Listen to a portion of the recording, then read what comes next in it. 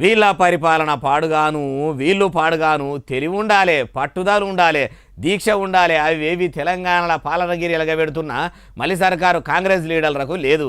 ఏం చెప్పమంటారు? చెప్పాలంటే బీపీ లేస్తుంది. తిట్టలేక ఈ మాటలు అంటున్నాడు ఎలిసిపోయిన ఎర్ర జెండాను పట్టుకొని ఎమ్మెల్యే అయిన కూనంనేని సాంబశివరావు సారు. ఎంత అవుతుంది? 700 కోట్లు. వీళ్ళ పరిపాలన వీళ్ళు పాడుగాను. ఇన్ని దినాల కోలేంది ఇప్పుడే ఎందుకు ఇట్లా అంటున్నాడో, ఒకవేళ ఆయన్నే అయితే ఏం చేస్తాడో కూడా చెప్తుండు. ఎనుండ్రి తిట్టలేక ఈ మాట అంటున్నా. ఆడాళ్ళు అన్నట్టుగా అనాల్సి వస్తుంది. నాకు అంత కోపం వస్తుంది బస్ స్టాండ్ లో చూస్తుంటే. ఎందుకంటే అసలు నేనైతే సంవత్సరంలో మొత్తం రూపాయి మారుతా. తెలివి ఉండాలి కదా.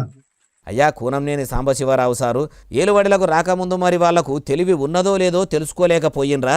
ముందు చూపు ఉన్న ఎమ్మెల్యే అయినా మీరు పాలనా పగ్గాలు మీ చేతికి అప్పచెప్తే రూపురేఖలు మార్చేస్తాము అంటురు కదా.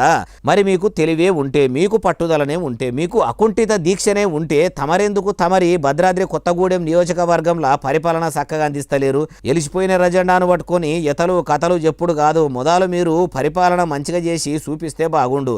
మీ మాటలున్న ఈ పనితనాన్ని చేతల్లో కూడా చూపిస్తే మంచిగుండు. తమరే కాంగ్రెస్ తోని పొత్తు పెట్టుకొని ఇప్పుడు మళ్ళా పొత్తుల పోయే పార్టీని ఎత్తి పొడుస్తున్నారంటే మీ ముచ్చట ఎట్లున్నదంటే వంపైతే వదినే మిర్రైతే మరదలన్నట్టే ఉన్నది అంటున్నారు ఈ ముచ్చటిన్నోళ్ళు.